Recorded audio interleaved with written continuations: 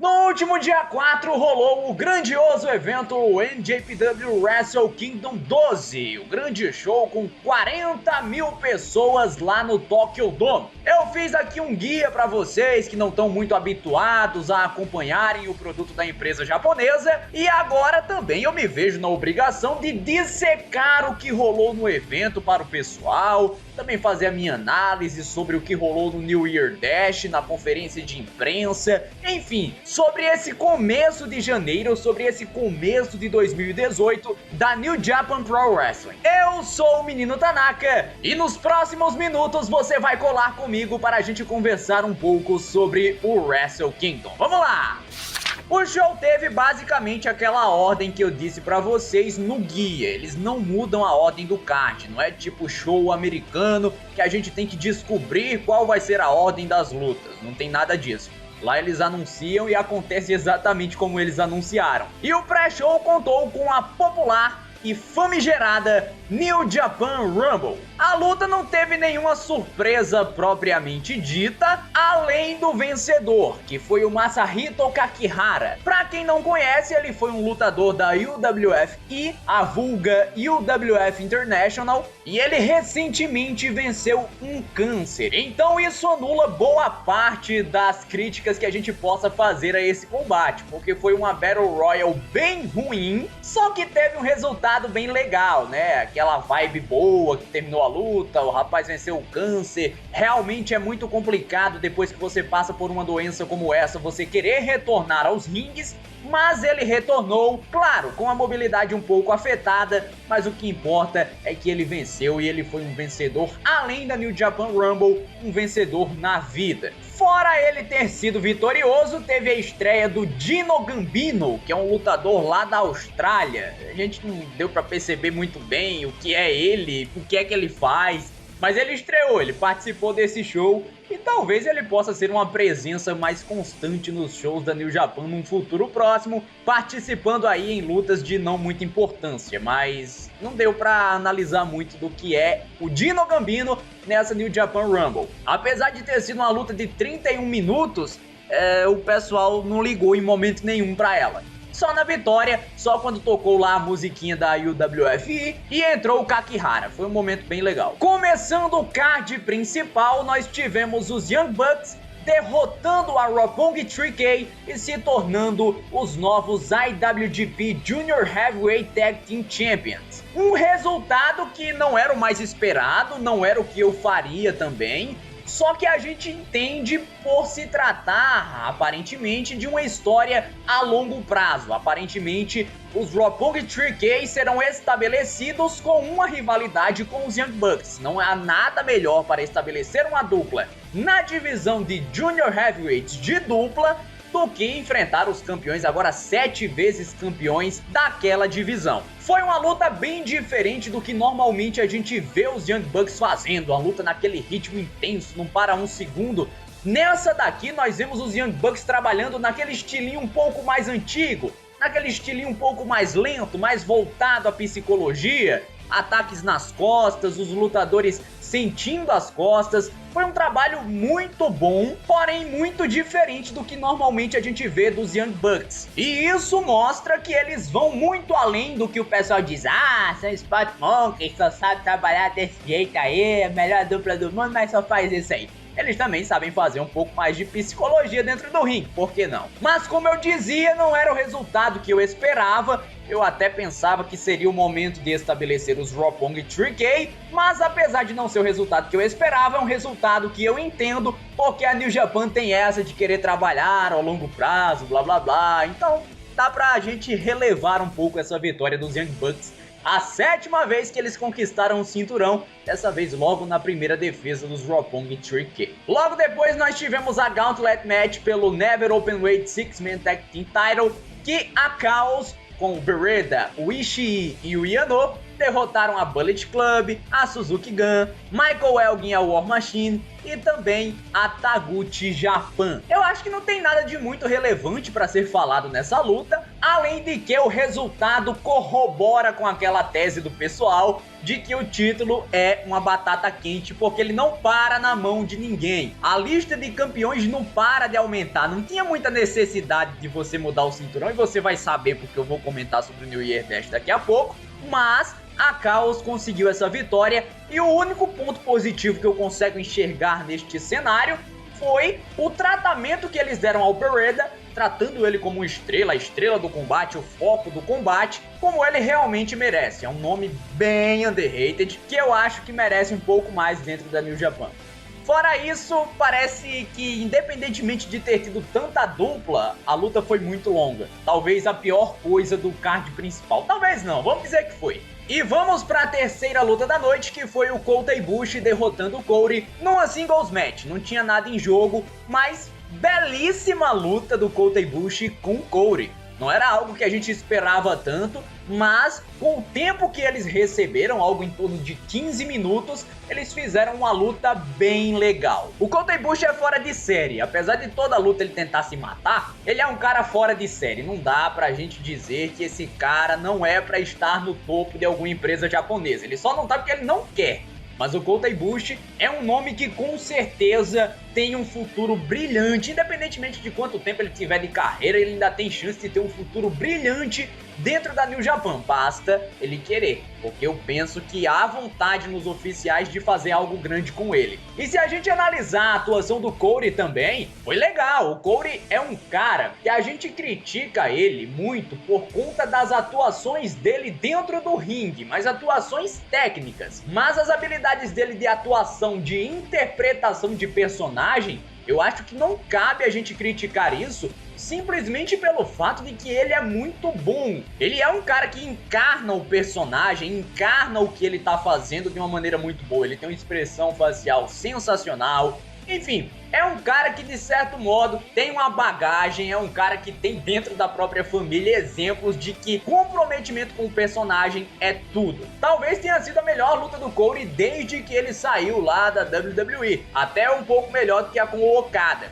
E claro que o Kota Ibushi teve um papel primordial nisso. Outra ressalva, outro ponto que eu acho que vale a pena ser citado, é que a Brandi Rhodes acabou pegando basicamente o papel da Maria Kanellis. Ela é a moça bonita que acompanha o americano Rio e que é cheia de si, e eu penso que ela tem certo talento para interpretar isso também. Eu acho que ela pode ser uma parte muito boa no personagem do Cody. Outra ressalva, cabelo do Cody, sensacional. Eu acho que combina mais com ele, com essa personalidade dele, do que o cabelo na cor preta lá, castanho, não sei, não entendo de cor. Mas eu acho que combinou bastante e deixou ele até parecido com o irmão. Mas olha essa foto aqui, se ele não parece aqueles vilões de filme antigo, assim, pronto pra destruir a sua vida. Então, é por isso que eu acho que é bem legal esse novo personagem do Cody. E o ponto primordial da luta foi esse belíssimo de um Crossroads. O Kota Ibushi praticamente morreu, e nisso a gente tem que dar um pouco de crédito ao trabalho de câmera da New Japan Pro Wrestling, porque depois que eles colocaram em câmera lenta,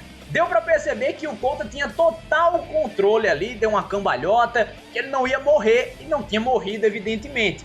Mas a primeira imagem que ficou foi que na verdade ele tinha morrido, ele tinha plantado a cabeça ali e morreu. Pronto, já era, acabou-se o homem. Mas certamente esse foi o grande momento do combate. Muito boa a exibição do Kota com o Cody. A quarta luta do card principal, quinta luta da noite, foi a Los Ingobernables de Japón, com Evil e Sanada derrotando a KAS com Davey Boy Smith Jr. e Lance Archer para se tornarem os novos IWGP Tag Team Champions. Tá aí uma luta que não foi essas coisas todas, mas foi uma luta legal de se assistir. O Sanada apanhou igual mulher de malandro.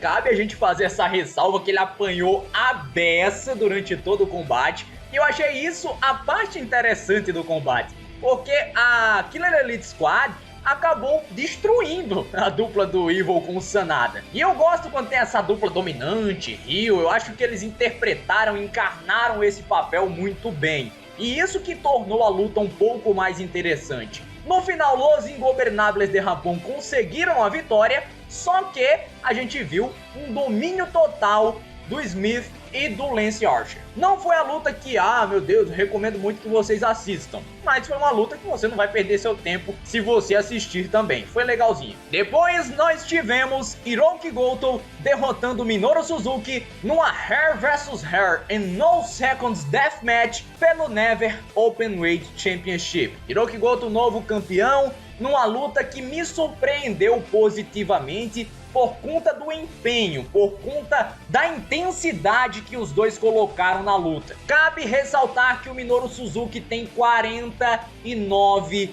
anos e ainda mete um dropkick desse aqui que vocês estão vendo no meio da fuça do Hiroki Goto no meio da luta. Isso não é pra qualquer um não. Fora a entrada dele, né, no Kazeni Nare e a história toda, é muito legal o Suzuki de se ver em 2018. Ele tem uma intensidade que é fora do normal. Ele andando parece que vai matar alguma pessoa já. Imagina ele dentro do ringue. E o fato de que não houve interferência da Suzuki Gun acabou melhorando essa luta. O pessoal lá, os Young Lions, conseguiram conter de certo modo a invasão da Suzuki Gun, e o Minoru Suzuki sem a Suzuki Gun apresenta um material decente. Ele não tinha apresentado nas últimas exibições justamente por conta dos famosos shenanigans, que é a interferência, aquela frescuragem toda que acontece quando a Suzuki Gun tem acesso ao ringue e acaba prejudicando um pouco o desempenho técnico do Suzuki, mas ele ainda pode, ele ainda tem a capacidade de fazer grandes lutas, como foi essa daqui. Quando ele saiu, que ele voltou para o ringue depois de ter perdido para cumprir com o combinado, que ele pegou uma cadeira, eu pensei, meu Deus do céu, ele vai matar o Hiroki Goto. Mas ele deu uma cadeirada na cadeira que o Goto tinha colocado, só pra mostrar que ele é um cara que é muito brabo, raspou a própria cabeça, deixou o cabelo lá e foi embora. É incrível como ele perdeu, mas ele passou uma credibilidade tão grande que eu acho que o Goto ficou com vergonha de ter vencido essa luta. Eu posso estar sendo um pouco marque para o Minoru Suzuki, mas foi sensacional isso aí. A próxima luta foi Will Ospreay derrotando Marty Scurll, Hiromu Takahashi e Kushida numa 4-way match pelo IWGP Junior Heavyweight Title. Rapaz, outro resultado aí que eu não faria. É um resultado que até me surpreendeu um pouco, por eles terem trabalhado novamente aquela história do Will Ospreay não conseguia vencer o Marty Scurll. Beleza, conseguiu vencer o Marty Scurll, mas eu não conseguia prever que o Will Ospreay sairia do Wrestle Kingdom como campeão. Eu vi o Takahashi conseguindo a redenção, conseguindo finalmente o desafio que ele queria e vencendo o Marty Scurll. Ou então o próprio Marty Scurll retendo o cinturão. Detalhe, que entrada do Marty Scurll para esse combate. Meu amigo, que asa, que negócio sensacional foi essa entrada dele. A luta foi bem legal para quem curte esse estilo de não vamos parar de jeito nenhum, vamos todo mundo pra cima de todo mundo. Pra quem gosta daquele estilinho americano de Spot Fest e tal, foi um prato cheio. Foram 21 minutos de uma intensidade absurda. O Will Ospreay fez uma exibição muito boa, o Scurll, o próprio Takahashi, o Kushida, todo mundo foi bem. É incrível, né? Com 4 nomes assim, talvez o Kushida tenha sido que ficou um pouquinho atrás ali dos outros, mas todo mundo foi relativamente bem e contribuiu para fazer uma belíssima de uma 4-way match. Não gosto muito desse estilo sendo praticado na New Japan, mas fazer o quê? Will Ospreay ganhou e a gente vai ver o que é que vai rolar daqui pra frente, mas eu não teria feito deste modo. Na luta seguinte rolou Hiroshi Tanahashi defendendo com sucesso o IWGP Intercontinental Championship contra Switchblade Jay White. Jay White não me passa um pingo de credibilidade. Jay White não é um cara que eu olho assim e vejo, meu Deus, esse cara é muito bom. Ele tem uma carinha de bebê, uma carinha de triste, assim, não sei. Eu não consigo sentir nele a mesma imponência que aquelas vinhetas tentaram passar. Então, muito por causa disso, talvez o Hiroshi Tanahashi tenha conseguido essa vitória. Porque a gente previa que ele ia parar, ia dar um tempo para poder se recuperar aí das lesões e o Jay White conseguiria a vitória. Apesar de que é difícil de ganhar do nosso querido Tanahashi dentro do Wrestle Kingdom, e principalmente se você é um Young Lion retornando. Eu achava um pouco improvável, apesar de achar que seria totalmente cabível e que o Hiroshi Tanahashi merecia esse descanso. Mas a luta foi bem normal, não foi ruim, mas também não foi boa, não conectou em nenhum momento, o pessoal não ligou em segundo sequer para o nosso querido Jay White. E isso é um pouco preocupante, mas ele ainda tem tempo para trabalhar e eu penso que ele vai conseguir, de certo modo, um pouco mais de aceitação popular nos próximos meses. Vamos colocar meses como prazo, mas não foi um começo muito animador não, mas tudo tem jeito. Se o Okada, o Naito, o pessoal teve um pouco de dificuldade quando chegou, por que o Jay White não vai ter? Não querendo comparar, claro. O Co-Main Event, ou o Main Event número 1, como ele mesmo queria que fosse classificado, teve o Kenny Omega, o grandioso Kenny Omega, retendo o IWGP United States Heavyweight Championship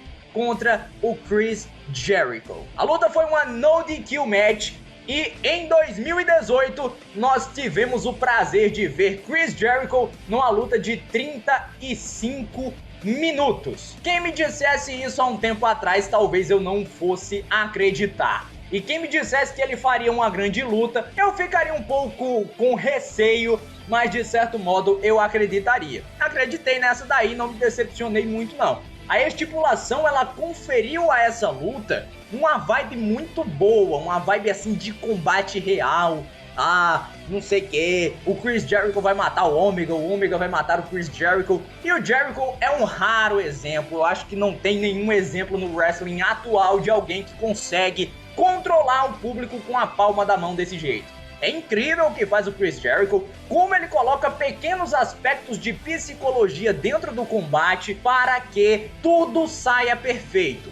Ele atacou o Red Shoes, que é o árbitro, né? Ele atacou o árbitro, depois atacou o filho do árbitro. Esse Young Lion aqui que tava apanhando é filho do árbitro. E ele atacou para passar vários minutos assim fora do ringue para não justificar um possível count-out, que não tava impossível de acontecer. Ele colocou esse Walls of Jericho, e quando o Omega chegou nas cordas, ele não soltou, ele simplesmente caiu, porque ele já não estava mais aguentando, já estava com praticamente 30 minutos de combate, ele não aguentou mais, caiu. E o final da luta foi muito interessante, como foi trabalhado também, por conta do perfeito encaixe aí. Eu achei muito legal o encaixe que teve nessa cadeirada, a posição do Jericho e a forma como o Omega aplicou aí o One Winged Angel. Sensacional a luta. Para o pessoal que coloca como luta da noite, eu até concordo de certo modo, mas não foi a minha luta da noite. Eu entendo o pessoal que colocou, foi uma luta muito boa, um pouco lenta, mas eu acho que é algo que a estipulação pedia de certo modo, também é porque é o pace da New Japan para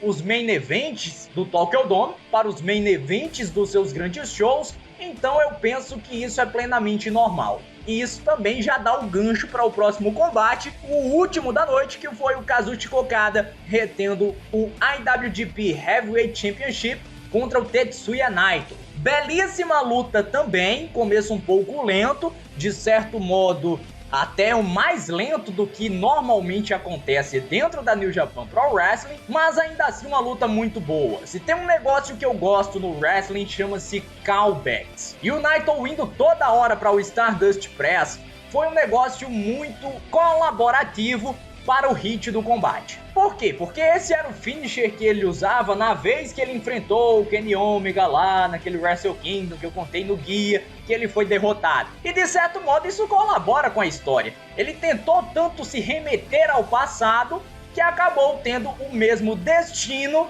do passado. Acabou que o Wrestle Kingdom teve o mesmo destino para ele. Claro que no futuro ele vai conseguir o título e tal, mas eu vou na vibe do pessoal que esse era o momento dele conseguir a vitória. Ele pode até conquistar o título num futuro próximo, em algum outro show, mas eu acho que não vai ter a mesma significância que teria se ele vencesse no Wrestle Kingdom. É tudo uma questão de timing. Tem o tempo certo para todas as coisas, e ele pode conquistar isso num futuro, claro, em um momento até melhor do que esse, mas eu acho, na minha concepção, que não vai ter esse momento melhor do que esse para ele conquistar o título. Mas não importa. Pessoal comparando muito com Okada versus Omega, mas eu acho que a luta foi inferior ao que rolou, porque foi fora de série Okada versus Omega. Teve um senso de urgência dentro de Okada versus Omega que eu senti falta em Okada versus Naito. O que não quer dizer que Okada versus Naito foi ruim, que não foi uma 5-star match, como o pessoal quer classificar com estrelinha, e eu nem quis classificar, porque na verdade eu não gosto desse negócio de estrelinha que o pessoal enche muito o saco.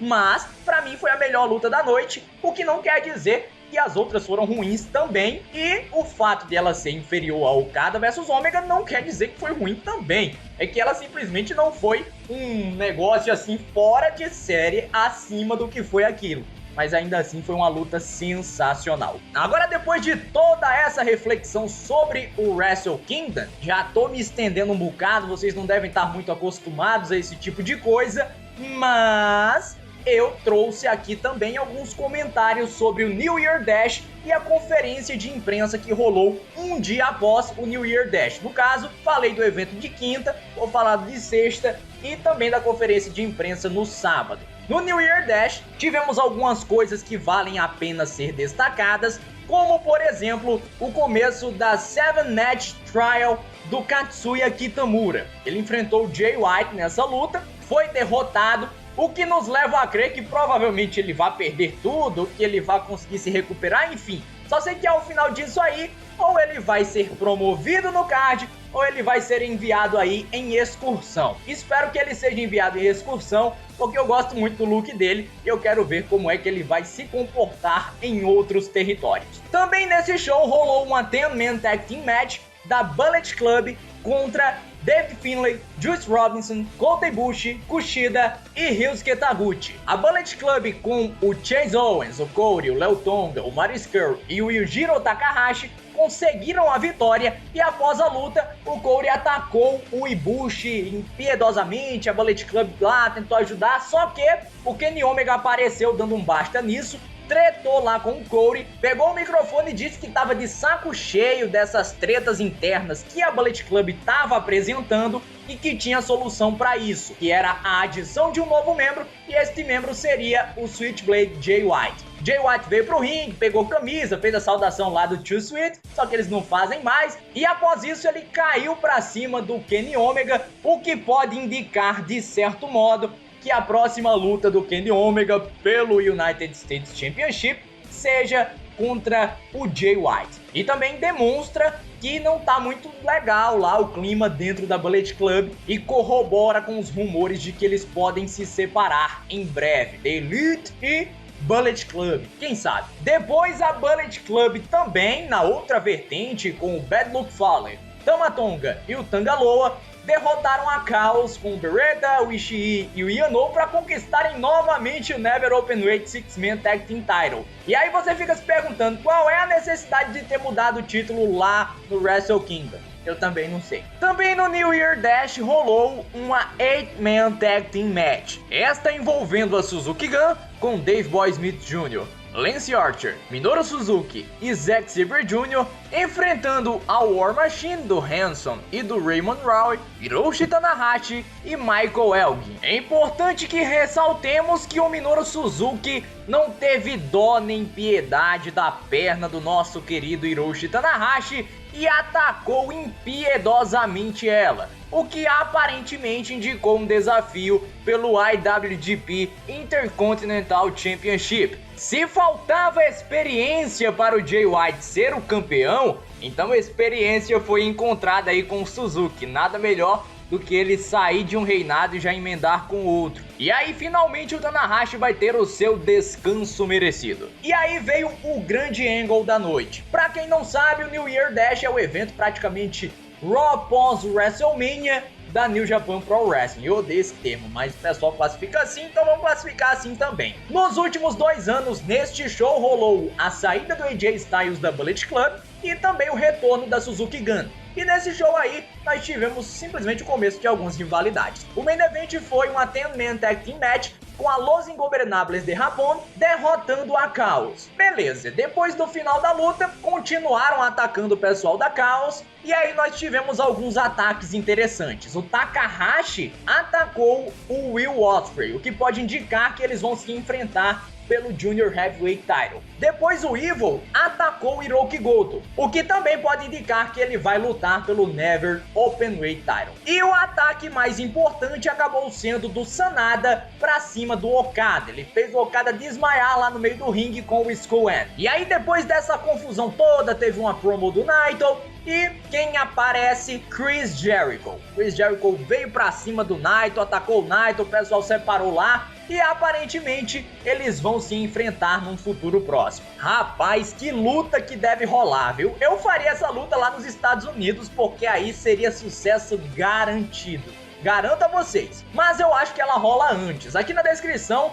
eu vou deixar o calendário da New Japan. Eles divulgaram o calendário durante esse final de semana, entre aspas, e vocês podem dar uma conferida aí nos próximos eventos da New Japan. E por falar nesses próximos eventos, eu falei aí sobre o Jay White negando a Bullet Club. Teve uma conferência de imprensa no outro dia que ele anunciou que estava entrando na Chaos justamente para lutar contra a Bullet Club. E aí ele até alertou o Okada que ele estava entrando para conseguir lutar com outras pessoas contra a Bullet Club, mas que ele ia pra cima do Okada na primeira oportunidade. Mais ou menos isso, tá, pessoal? Não foi literalmente, mas é basicamente isso. E o Okada, em resposta àquele desafio, o pessoal dizendo, o Sanada vai desafiar você pelo título, ele disse, vai desafiar sim. Só se ele e o Evil colocarem o Tag Team Championship em jogo contra mim e contra o Never Openweight Champion Hirooki Goto. Ponto. Provavelmente eles vão aceitar, provavelmente eles vão ganhar e provavelmente nós teremos aí Okada versus Sanada e Goto versus o Evil. E é basicamente isso, pessoal. Espero que vocês tenham gostado da forma como foi dissecado aqui. Ficou longo demais, um vídeo longuíssimo, mas eu espero que se você chegou até aqui, você deixe o seu like, porque deu trabalho para fazer, ok? Aproveite para deixar sua inscrição aqui no canal e também, o que é que você achou aí dessa semana da NJPW? Conferência de imprensa, New Year Dash, Wrestle Kingdom. Deixa aí seu comentário, porque é muito importante pra gente bater um papo, tá certo? Tchau, tchau, galera! Fui!